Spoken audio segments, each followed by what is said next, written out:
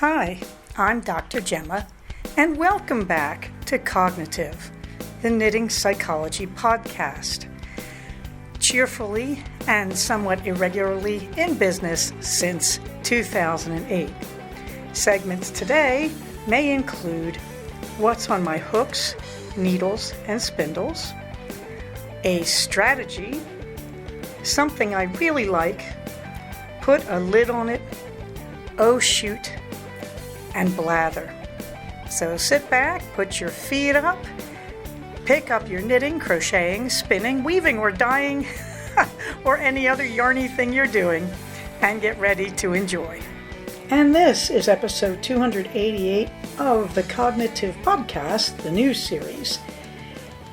And let's see, your comments are very welcome. You can comment on the blog at cognitivepodcast.blogspot.com, or you can comment where more people tend to do, I think, on our group on Ravelry, which leads me into the warm thanks department. I really want to thank Minnesota Lynn, DC Elaine Knits, Emerald 16, and Turbo Gal for your very kind comments attached to, I think it was episode 287, about our whole knitting community's mutual loss of Gigi Knitmore.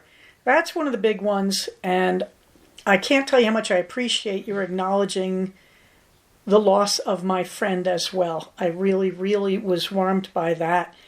Believe me when I tell you, it is a loss I feel every day.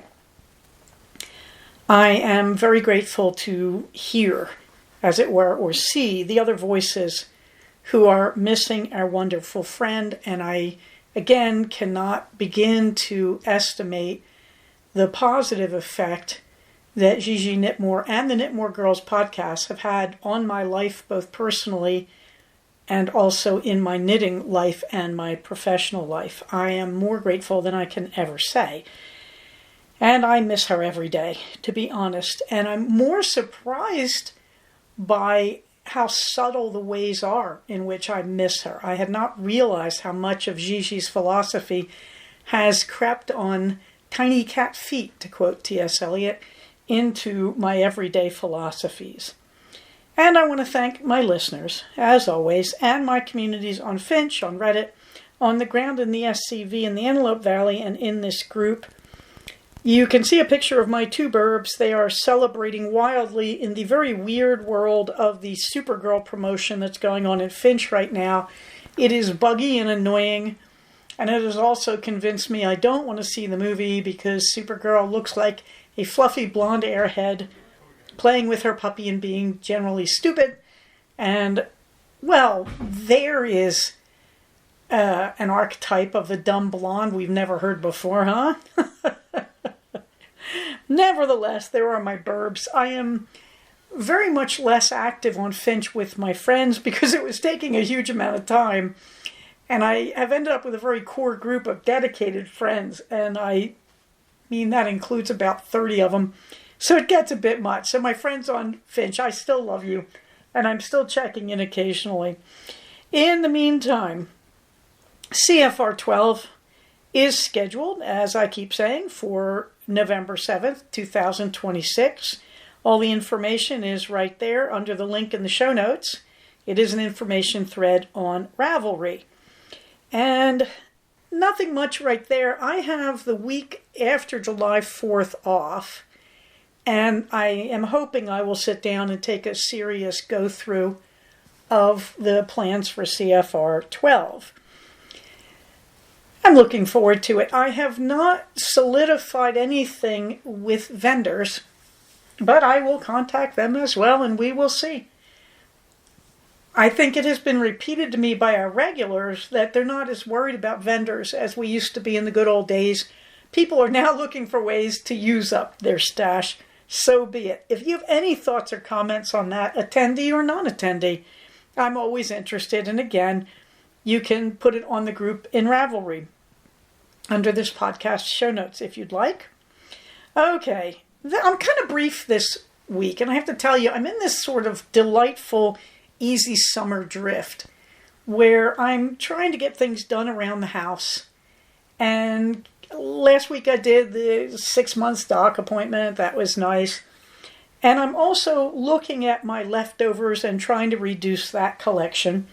So you will see what's on my hooks and needles. I've been using up leftover small yarns.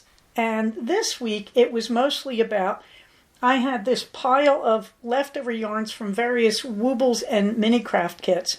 And it was really getting annoying. And, I'm looking at saying, I can't throw it out. I could do things with it. And, the guilt was getting to me. But also the yarn was getting in the way. So we have what's been going on there. We have Stripes, the tortoiseshell tabby. I began to really do cats because they're very fast and easy, including the parts you sew on. And they are very adaptable to various colors. So we have Stripes, who's a tortoiseshell tabby there. And then we have Oz, the rainbow cat, because I realized I could do a rainbow and thought, it's Pride Month, that seems doable. And then we have J. Thomas O'Malley, O'Malley the alley cat, for those of you who remember the Aristocats. So there's O'Malley, the orange tabby. This made me say, okay, I'll take one skein and say I got rid of one skein in my stash. So the stash toss goes to 25 in, 48 skeins out this year since January 1st. Everything else is on a pause pretty much, except I've been doing stray rows on my beautiful Bloodroot. I am just increasing at the sleeves. I'm working my way down to 48 increase rows. I think I'm at about 22 of the 48 increase rows. So it's just very quiet. The good news, though, about the Bloodroot was that I determined when I had 2 skeins of the same color yarn that will be the top portion. And I realized I wanted one skein to be the collar and the sleeves as much as possible. So I finished the whole first skein, and that got me well down the sleeves, which is good. I'm trying to figure out how much yarn you need for this particular sweater. And so now I've started the second skein, but I started it by going to the collar, picking up those stitches, and I'm now working on the collar. This has a folded collar in the pattern, but you don't necessarily have to do that. You could just do an inch of ribbing and call it done. I am seriously considering if I want a folded collar on a summer sweater. That seems a little thick around the neck. So I'm thinking that through, and when I finish the collar, I will then join the yarn at the bottom where I'm working at the bottom of the sleeves and the body as I'm working my way south. So that's very nice.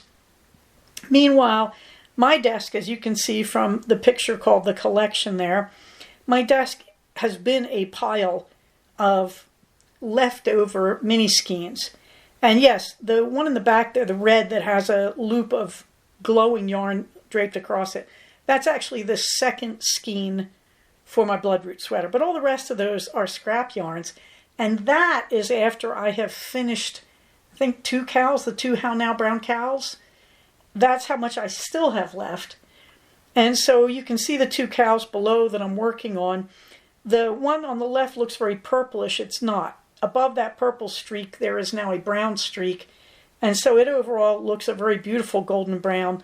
The one on the right is purples with a color that should best be called Hysteria. It's a flaming pink. It's also sitting beneath some of the recent Woobles I've made. You can see my original Halloween cat Wooble, and there's the bear I made, the sun bear I made recently. And past that are 2 of my own designs, the possum and the ferret, just in case you're trying to figure out what those things are. In the meantime, no work on the quilt squares, but I'm continuing to carry that information. I am probably going to move that information over to a section I just started on the Ravelry page for this podcast. I have several pages. Some of them are the strategies from various past episodes, etc. And I added a new page that is links for social work type things, and it says, including LGBTQIA+ and ICE stuff. And I will probably move the Stolen Neighbors Quilt Project info there. It is still an active project for me, so it is also going to keep appearing in my show notes. But I wanted to trim the show notes down a bit. It was getting a little hard to manage the show notes. And I also felt that there was not emphasis on everything I wanted emphasized. So I decided I would trim it down and move things over to the community resources. And so if you go down to the community resources, you will see the social services has been added to them. And it says link to page, and it says ICE, LGBTQIA+, etc. So I wanted those to still be available, but I've been headlining them on the page for easily, some of them for over a year, which is really sad, I might add, but okay, I'm going to get past the politics there. And I wanted to give them their own space on the Ravelry pages for this podcast. So if the notes look a little more trim and a little more oriented towards the crafting, that's why, but we are preserving those links. They are community links, and they need to be available, all right? Having said that, there's all the cowls and such, and the Stolen Neighbors Quilt Project is there. I realize I haven't linked it, though. I do have a link for it in my Ravelry projects. I have to go back and link that. At any rate, you can see it all there. I am not spinning in the warmer weather that has happened this week, so I'm going to move on to a strategy. I want to circle back to something that keeps coming up in therapy for me, and this seems to really help my patients who are thinking obsessively. That means most of my patients, that when you come to therapy, rigid thinking, obsessive thinking, intrusive thinking, that's really a common problem. And it surfaces along with sleep problems in virtually every mental health problem humans have. And I have found, since I trained with Bob Sapolsky, who came up with a lot of what I'm about to say, that when I explain this to patients, they have this aha moment, and they become more willing to work with me on the behaviors that will get them out of the destructive streams of thinking, the intrusive thinking. Okay, so I have said it before, but I'm going to say it again. It works like this. It's about dopamine. And once you get this, you begin to see dopamine in a whole new way. And you begin, if you're in my profession, you begin to see mental illness in a whole new way, believe me. So this is about dopamine. Now, we all know it's happy juice in our brain, right? We've all heard about dopamine, and it's a fad on the internet. You see dopamine addiction and all that stuff. All right, stop. So let's talk about dopamine. Humans have dopamine. We do have it in our bodies. As far as I know, we have it before birth. But it's not as major a player when we're in utero because we're not having crises. Okay? We're in our mother's body. It's warm all the time. When mom takes in food, we literally get the best of it. Mom will starve before the fetus will starve, if I understand that correctly. Or mom can come pretty close to starving, let's put it that way, before food will be removed from the fetus to help mom, all right? So basically, in most cases that we know, the baby is perfectly safe and warm. It's also upside down for a lot of the pregnancy. Why does that not bother the baby? If you stay upside down, you get a headache because the blood pressure in your head. It doesn't bother the baby because mom is maintaining normal, healthy, uniform blood pressure for the baby throughout the fetus's body. So in other words, mom is managing that. So even though they're upside down, no problem with that. But what that also means is the fetus does not really seem to understand where it is in space. It doesn't realize it's upside down, to put it simply. It doesn't realize that it should be right side up in the outside world. Has no sense of that. It doesn't need that.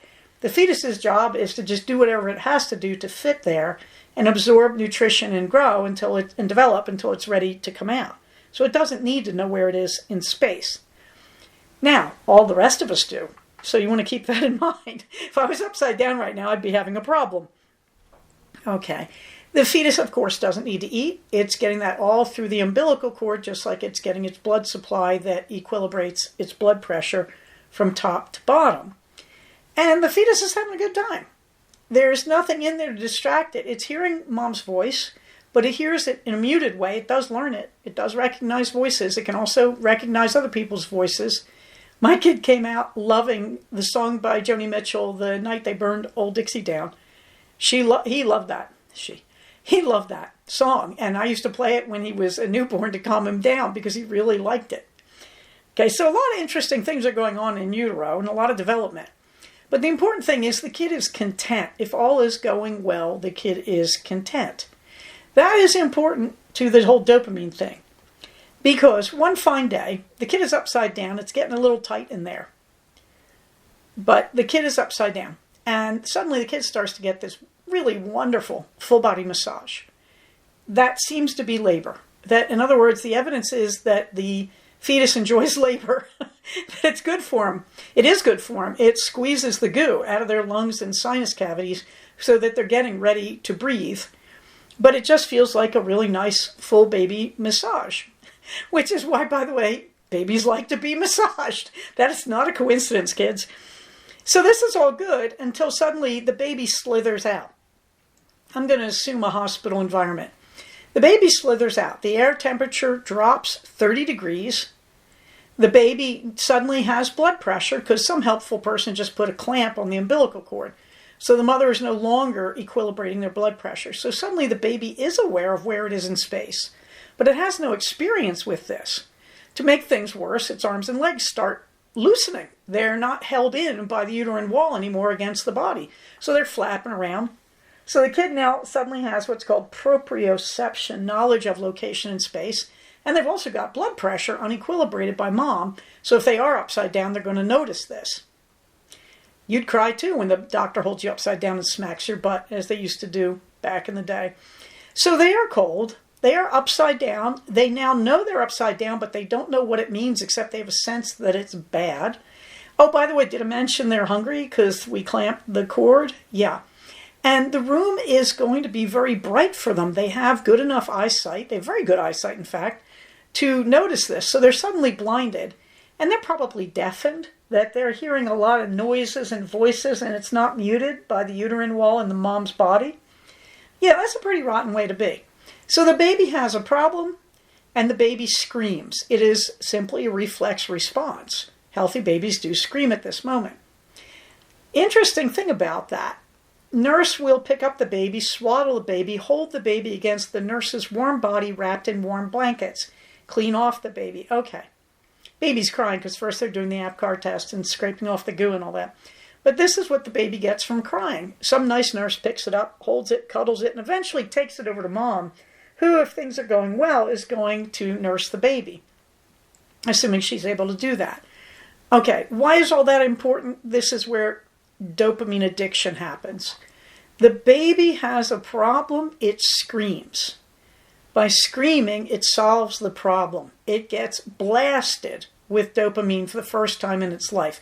Instead of its normal sort of steady state, constant dopamine levels, it gets slammed with it. And you will often see a newborn smile at that moment.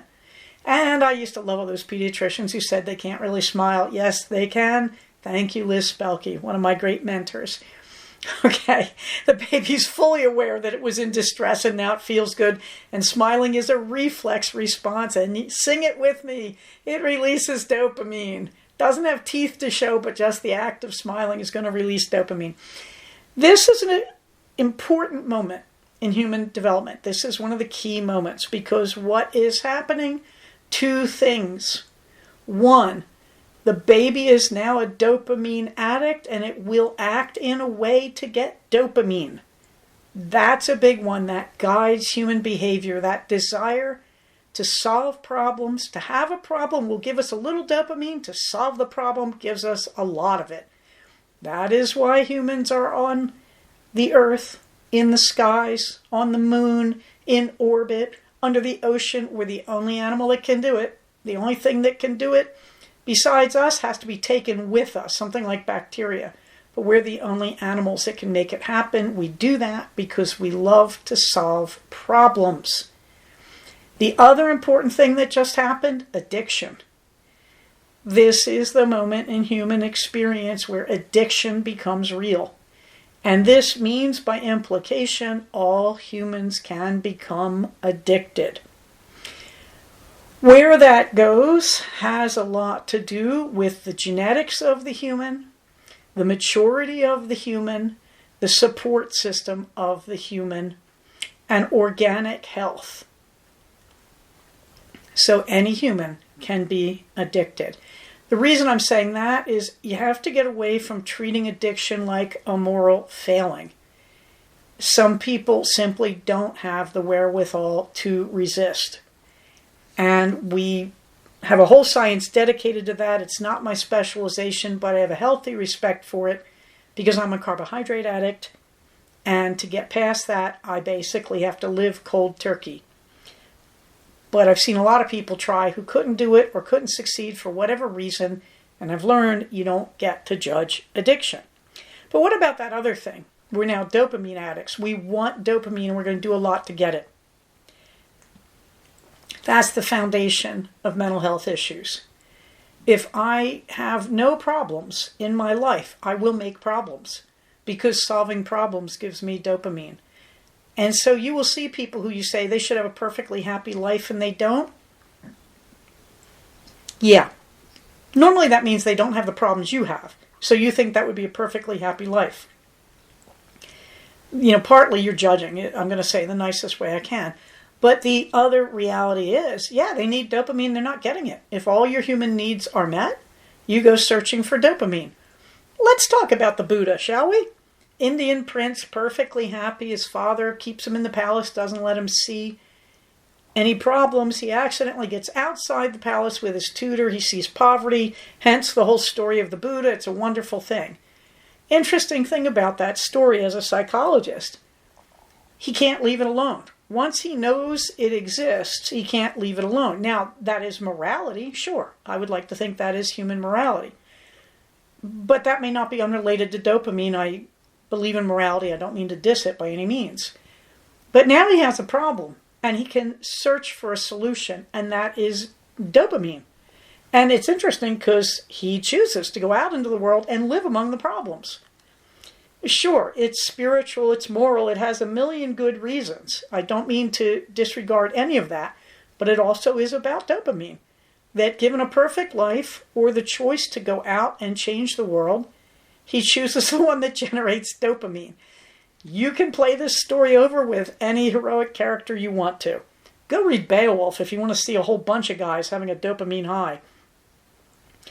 The important thing here is that humans are going to be prey to obsessive thinking.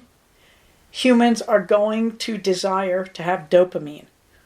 This is the foundation. And when you see people doing things that you think are stupid or don't make sense to you, yeah, it's fun to judge them. I've been guilty of it a lot in my life. But you know what you're also looking at? You're looking at dopamine. And when you're looking at addiction, what are you looking at? The research suggests most addictive drugs, the reason they're addictive is they cause a flood of dopamine, not the normal trickle we get from solving a problem. Food for thought. All right. Oh, shoot. Well, there's good news, kids. I started my running program again. I feel so great about this. I decided to start on Memorial Day and couldn't. The weather was lousy. But I decided again to start on Saturday. And this time, instead of starting the 5K program, which is nice, and I can do that every day and build up, I started one of my 10K programs.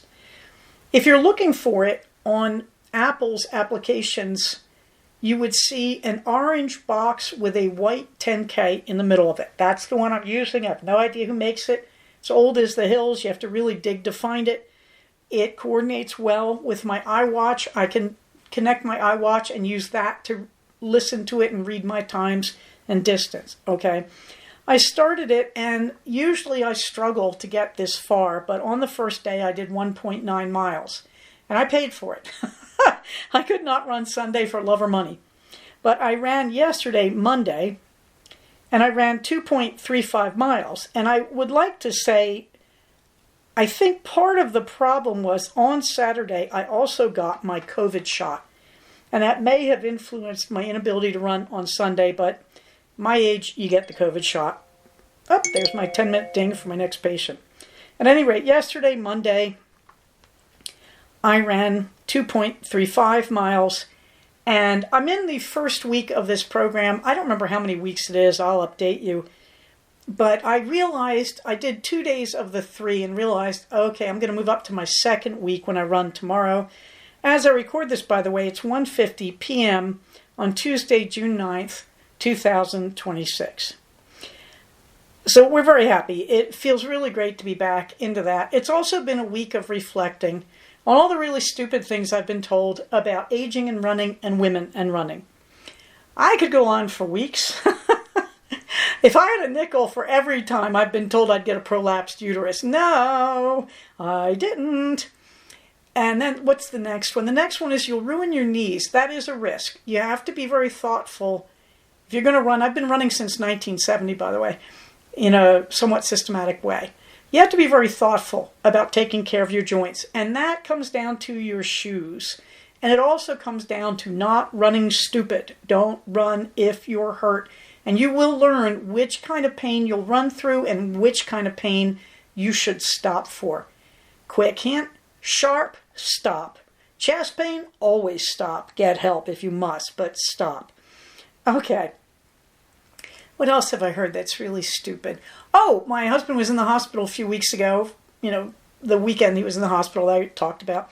Nurse comes in and says very cheerfully, "It's a good thing you don't run. Old people can't run. They ruin their joints." Oh, please. At this stage in life, everything ruins your joints. It's normal for old people to get hip replacements. Why are we going to blame that on running or knee replacements or whatever? I mean, come on. If you have that inherited weakness, you have it. There's just nothing you can do about it. I am very lucky because my joints seem to be holding up pretty well. And I am very careful. What I would say instead is you need to learn to run. You need to read the running magazines and the books on beginning running. You need to have the right shoes. You need to have comfortable clothing. You need to have a safe route. You need to have equipment that is appropriate for the season and for safety. And then that leads to my favorite. Well, you're going to get attacked if you're a woman. Yeah, women shouldn't have the right to run in private. Nope, shouldn't be able to do that. We should be able to run in comfortable clothes. Nope, All right. Now that I've said my beef on that one, the reality is I have been attacked several times during my running. I chose to run for years with a German Shepherd, and I still would if I had one. My 2 dogs right now are not running dog breeds, and that was my foolishness, and I regret it. So I now run with bear spray and a GoPro. And what has worked for me? I feel good about the bear spray. That takes out dogs, and it might take out a human attacking me. But to be honest, the GoPro is like running with a German Shepherd. I have a GoPro on my chest. People now avoid me who used to talk to me when I was running. I don't like that. I really wanted to know the neighbors, but I know, frankly, it has kept me safe. In one case, it was very identifiable that it was keeping me safe. But no. Please ignore all the stupid. Try to run safe as best you can. Bad luck is bad luck. You can see a list of my upcoming races, and we're going to get on to the fluffy books. I am currently listening at night to a classic by Patricia C. Reed, W-R-E-D-E, Reed, called Dealing with Dragons. This is one of those books. It's just delightful. It's funny. It's very, very witty. It's about a princess who doesn't fit in, so she goes hunting for a dragon so that she can become the servant of the dragon. Apparently in this world, dragons have a princess who serves them, who they kidnap and keep hostage and try to get the princess to clean their house or whatever. She volunteers to do it, which kind of confuses the dragons, and much craziness follows. The wizard jokes are hilarious, and I really needed something light because I was reading a lot of Japanese healing novels, and a lot of them were about death, and I have to tell you, just a little too much of that in my life right now. So I'm listening to utter fluff, and I'm really impressed with what clever fluff it is. I finished A Feather to Fly With by Lynn Harmon. Boy, there is everything to like in that book if you like Regency, not sexy romances. She's a good writer, but she's an even better plot deviser. There's a lot of crazy, fun twists and turns in it, and what can I say? It just takes the best of Regency a little bit further than you would normally expect. So I can only recommend it. So that's A Feather to Fly With by Lynn Harmon. I also finished the Rushworth family plot. Like I said before, it's a good book. The ending is wonderful. I really like the hero's motto. I like the way he's looking at the world. But I have to say, yeah, if you're into Regencies, this one is pushing it a little far. In terms of mysteries, pretty good. What I kind of like about this too is you probably can figure out in the very beginning who had to do the murder. It's a bit of a shock who does the second murder, but it is very satisfying, particularly if you've read Mansfield Park. Now, the author keeps reflecting on the events in Mansfield Park, Jane Austen's novel, so you will find out what you need to know. If you're a Jane Austen fan, the mistakes in Regency decorum get to be a bit much. But I did enjoy it. It's interesting, too, because most people, when they try to write about the character Fanny Bertram, who's originally Fanny Price, and she gets married by Edmund Bertram and all that, she's very meek in the novel, the original Austen novel, because she's adopted. And her Aunt Norris, keeps harping on how precarious her life is as the adopted child. And Fanny acts like an abuse survivor, frankly. But she gets to marry Edmund. Everything is good. I would say to really get this novel, it would help a lot to read Mansfield Park, though. And interestingly enough, when people include Fanny in other fanfic type novels, they usually make her more recovered and outgoing. This author really uses the character from Mansfield Park, that Fanny is very much the same as she's always been. And it gets a little wearing at times. Fanny's not one of Austen's favored heroines, but she does the job. There is a sequel. I have pre-purchased it. Currently, I am reading the latest Maria Grace novel in Jane Austen's Dragons. This is as I don't know how to say it, this is as cheap as I'm going to get, as someone who was an English professor and specialized in Shakespeare. But I just love these. The Austen's Dragons series, occasionally she will drop a book that's like meh, but then she makes up for it. This is one of the ones that makes up for it. She does an enormous denouement at the end, a giant conclusion, a battle on many fronts, and she gets it right, and she does it well. This book makes the whole series worth reading.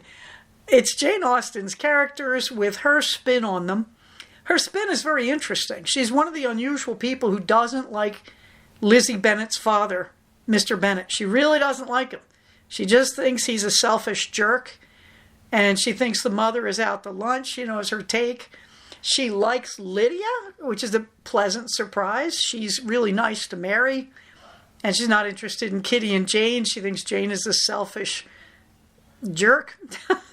She really got a different take on all of it. She sees Jane and Bingley as kind of selfish and entitled. It really is very funny. These are not the ways I would portray these characters were I to write fan fiction on this, and I never will, by the way. But she does a great job. And Dragons on the Edge is a wonderful addition to the series. And again, it's really one of those books that's worth getting to. It's just amazing. It's like the 16th book in the series. Something I really like: finances. I've been looking at learning about finances, and that's a significant thing. In my generation, women were not trained to handle money. We were trained to believe some husband would do it for us. And of course, in my generation, we're also the first women who worked pretty routinely outside of the home. So it is awkward, and there's a lot of trends like women in my generation, when they make money, they don't invest, they save. So they don't tend to make wealth off their money in the same way that men of my generation do. However, there are other questions. Women of my generation tend to use their money with a moral sense. So the easy examples, of course, Bill Gates' wife, when he divorced her, she has donated huge amounts of money to charity, that she sees that as an obligation. The famous example is the College for Medicine in Brooklyn, where one of the professors, her husband died, and she didn't know how wealthy he was. When he died, he left her a huge amount of money and said, do what you want. She donated it to a medical college. She set up a trust so that none of the doctors in training would ever have to pay tuition. And the school forced her to out herself. She did not want to be known for this. But the school basically said, if you don't say your name, we won't do this, which I kind of find fascinating that the school did this. But they wanted to name her as this tremendous donor, So, yeah, there are studies that women tend to donate more, and women are worried about ethical investment and ethical use of their money. Having said all this, there are a lot of people online who try to attract a female audience to their websites, their TikTok, whatever. They don't tend to last. I can't recommend any of them. To me, it's like, look, Joe, just go get a book. And so I did. I got Investing for Dummies, in fact.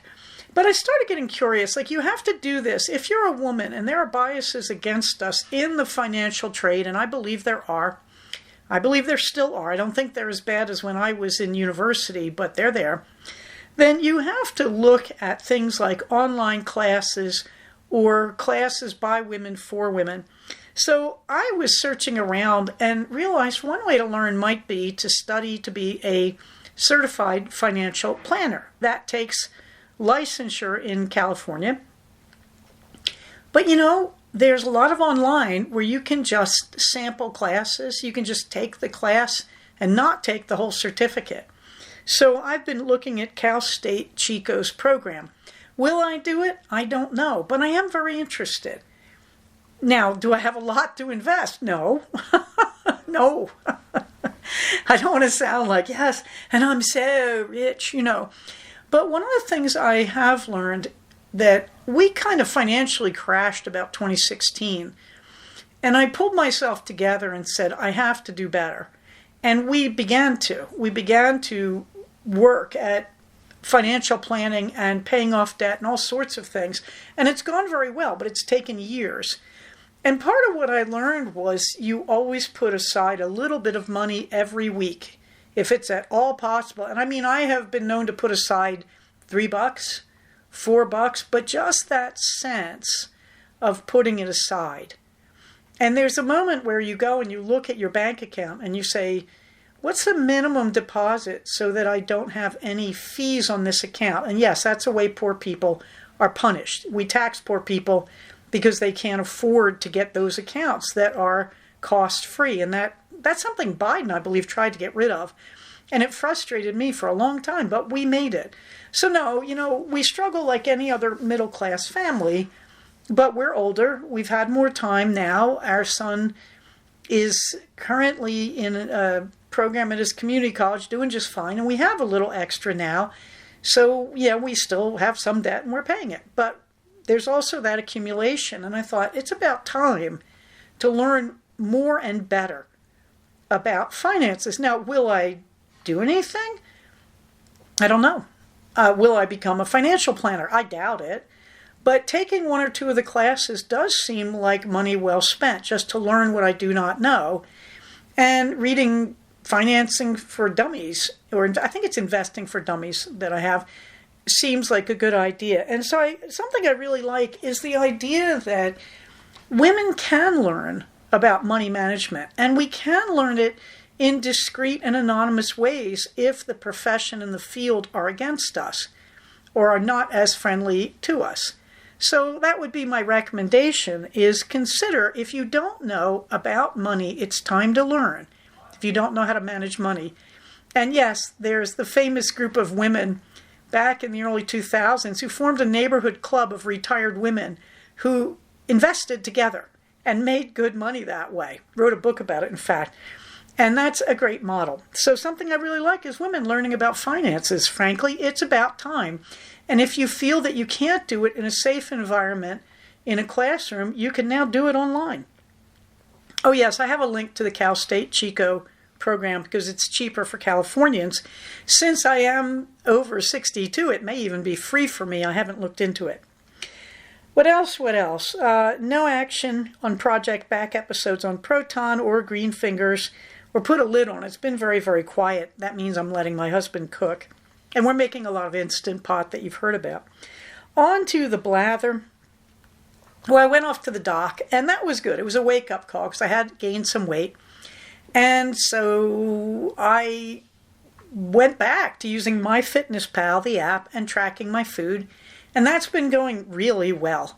I made sure I cut my carbs back. I'm actually eating like 11 grams, somewhere between 11 and 20 grams per day of carb, but the last few days it's been 11 grams, and I feel good.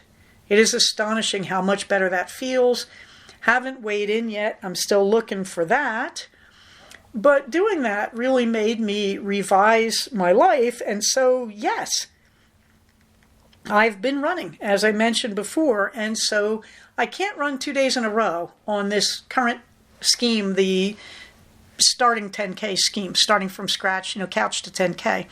I can't make it 2 days in a row. I am too stiff, and I am being really careful because one of the muscles attached to my Achilles tendon in my left leg is acting up just a little, and it's enough to make me take a rest day. We will see how that goes because I do have on the 20th the Sugar Daddy race, and I want to be up to 3 miles by then, not necessarily running the whole way. But there were no trains this past weekend, so it's been really kind of dull, frankly. I was running on Saturday, and then we all went out and bought a new washing machine because we needed it. Our old washing machine, we had the repair guy in, and he said, basically the cost to fix this will be more than the cost to replace it. So we said, okay.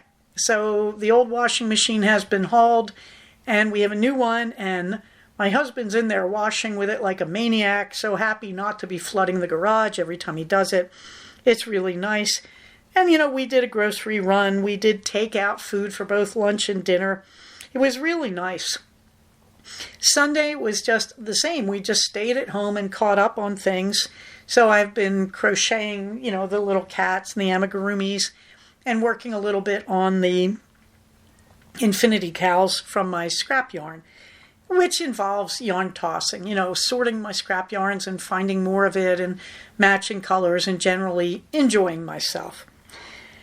Meanwhile, Minerva is going to get the last word. And Minerva has seen this accumulation of crocheted amigurumi cats on my desk, and she is staying off the desk and ignoring them. There was a picture of her on the desk looking at them. They're off camera. She's consciously giving them the evil eye there. And she wants you to know, no matter how much I crochet amigurumi cats, those are not cats. They are yarn and stuffing and safety eyes. Minerva wants you to know that those are not cats. She is the cat. She is my cat. Minerva understands that we are in a community, but she gets a little confused about some of these phonies in the community. And so she clings to her community. So Minerva and I are community, and these are toys that are going to be given away at the next CFR. 2 little kids in the hotel would be my guess. But Minerva understands the community has to stick together. And if outsiders come in, they have to be managed appropriately. But having said all that, we are a community. And when we work for the good of the community, we are working for the good of the individual. And that's just one more thing that I learned over and over again in the company of my good friend Gigi Knitmore, and that her wonderful daughter Jasmine continues. Having said all that, everybody stay safe, take care of each other, and I will talk to you soon. Bye-bye. So we have come to the end of another episode of Cognitive. Please do not use this podcast to diagnose yourself. If you think you are having a mental health problem, please contact a licensed mental health professional. Show notes for these episodes can be found at cognitivepodcast, all one word, cognitive.blogspot.com. Episodes can be found at iTunes under the name Cognitive Podcast, but also can be found posted next to the show notes on the Blogspot page. Thank you so much for listening. Everybody, stay safe, take care of each other, and I'll talk to you soon. Bye-bye.